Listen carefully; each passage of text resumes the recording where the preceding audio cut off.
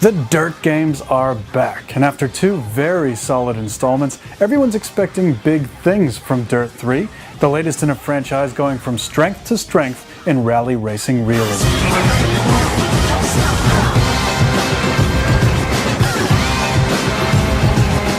After the tragic death of Colin McRae, the Dirt franchise was sort of given to Ken Block, who may never see his name on the front of the box, but his influence is easy to see in Dirt 3 with the inclusion of a Gymkhana mode.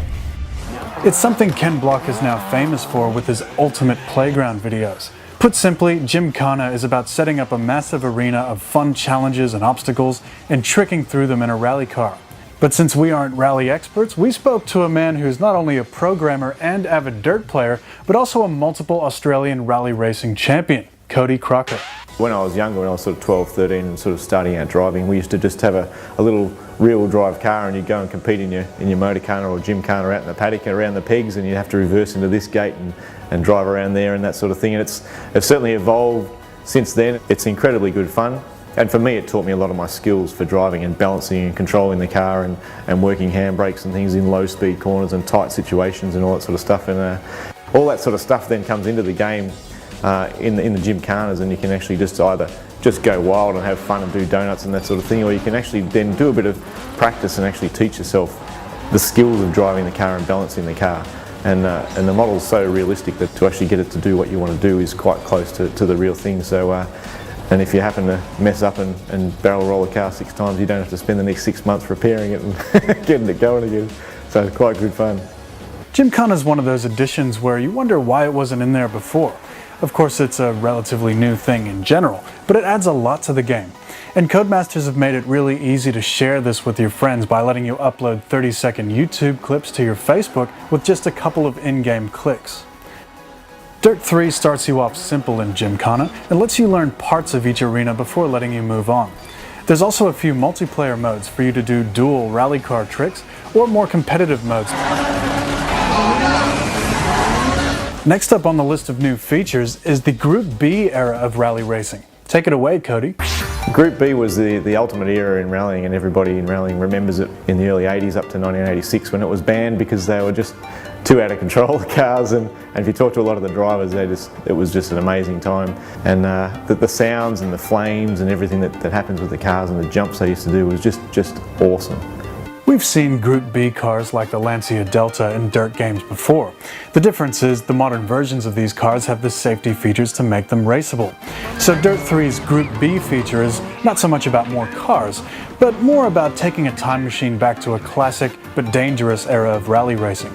You know, so much has changed now with geometry, and even individual components in the suspension have changed so much, and the damping characteristics of the suspension. We do a lot of development ourselves, and probably the major part in our developing the rally car is just suspension. So when you sit there trying to tune your car in the game, you know, spend some time in getting that suspension right and the diff setups and that sort of thing. That's probably the key to us going fast.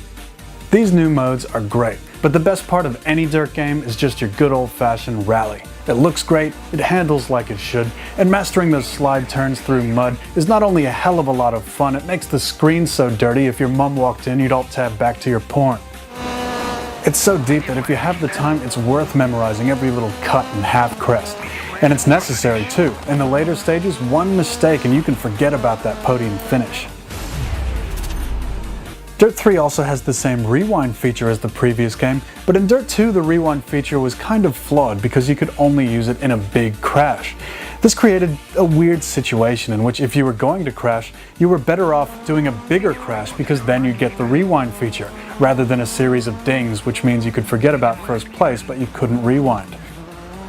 Now in Dirt 3 you can rewind anytime you like, up to a maximum of 5, but it does cost you reputation points. A much smarter way of handling mistakes.